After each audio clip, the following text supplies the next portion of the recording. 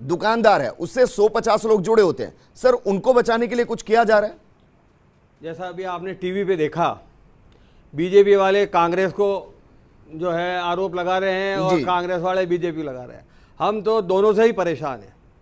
हमारे को आज तक समझ में नहीं आया कि आज जब ये कोरोना संकट चल रहा है, इसमें राजनीति नहीं होनी चाहिए, व्यापार नीति होनी चाहिए। सारा देश इसमें परेशान हो रहा है और ये एक दूसरे के ऊपर आरोप लगा रहे हैं।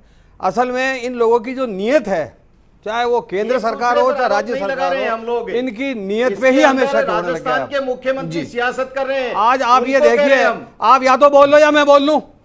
ठीक है सर, आपका टाइम तो मैं बोला नहीं था। ठीक है।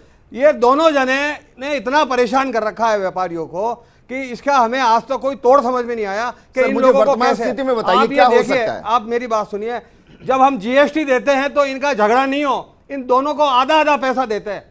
उस एक एक ग्राहक को जो बिल देते हैं, उस बिल के नीचे लिखा आता है कि 50% किनका मोदी सरकार का, 50% किनका अशोक गहलोत जी का, दोनों को बराबर का पैसा दे रहे हैं। उसके बाद में हमारी ये हालत है। इन्होंने इतना परेशान किया हुआ है। आज की तारीख के अंदर हम दुकानदारों के लिए कह रहे हैं, ये कह रहे हैं कि हमारी जो है अर्थव्यवस्था खराब हो गई, ये हो गई, दुकानें खोल दो, ये खोल दो। हमने इनको यही कहा कि आप या तो ये कह दो कि दुकानदार तुम आत्महत्या कर लो, उसके लिए अगर है तो आप तैयार हो जाओ, नहीं तो आप ये तो कम से कम करो कि दुकानें खोलने से पहले हमारे सुरक्षा के लिए कोई उपकरण तो दो। आप हमें समझाओ तो सही कि भाई आप दुकान के अंदर किसी कस्टमर को लोगे तो आपको जो है उसका टेम्परेचर के लिए हम आपको टेम्परेचर गन दे रहे हैं, हम आपको मास्क देंगे, आपको जो है ग्लव्स देंगे, पीपी किट होगी। आज के 10 दिन पहले जो हम कह रहे थे कि अगर आपने गैस सप्लायर वाले को पीपी किट नहीं दी तो वो संक्रमण फैलाएगा, 10 जगह जाके गैस लगाता है और उसकी मृत्यु निश्चित है।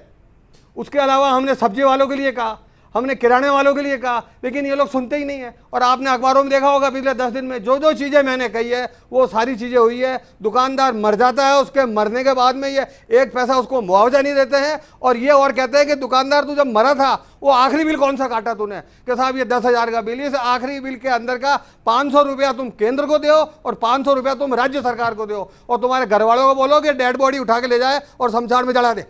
ये इन्होंने इन दुकानदारों की और हम लोगों की हालत कर रखी है। जी सर, ये तो हालत हो गई, लेकिन आज प्रोग्राम इस बात को लेकर है कि सुधारा कैसे जाए, क्या कुछ सहूलियत चाहिए? अगर उद्योग धंधों को शुरू करना है, छोटी दुकानों को शुरू करना है तो चाहिए क्या?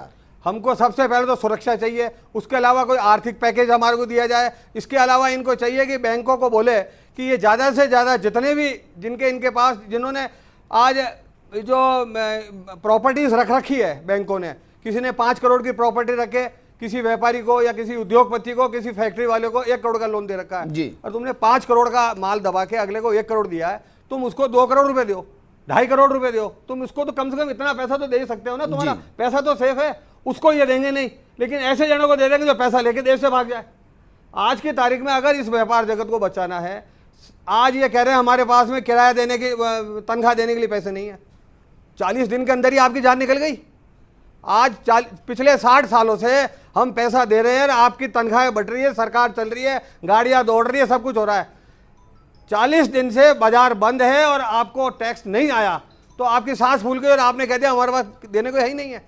और आज जब हम मांग रहे हैं कि साहब आप हमारे को दो, तो 40 साल से जो हमने 60 साल से हमने जो लाखों करोड़ों खरबों रुपया कमा के दिया वो तो हो गया बेकार, वो तो हमारे पास है ही नहीं साहब। उसका तो आप हमें कुछ दोगे नहीं। किसी को गैस दे दिया, किसी को आपने चावल बांट दिए, किसी को गेहूं बांट दिया और कुछ नहीं तो ऊपर से दाल 2 किलो फ्री दे दी। व्यापारियों को आपने आधा किलो दाल भी नहीं दी। तो आप कम से कम व्यापारियों की सोचो, ताकत दिखानी होगी आप लोगों को, तो आप हमारी दुकानें बंद करवाओगे और देश में कहोगे देखो साहब सारा बाजार बंद हो गया, दुकानदारों दुकानें सारी बंद कर दो। और जो दुकानें बंद होगी उनके जो कर्मचारियों का जो तनख्वाह होगी वो हम देंगे और बंद दुकानों की फोटो छपा के ये ताकत दिखा देंगे अपनी। ये दुकानदारों को इन्होंने पता नहीं क्या। रामनारायण मीणा जी सर बखूबी समझ चुके होंगे कि क्या कुछ करना है क्या नहीं करना और दर्द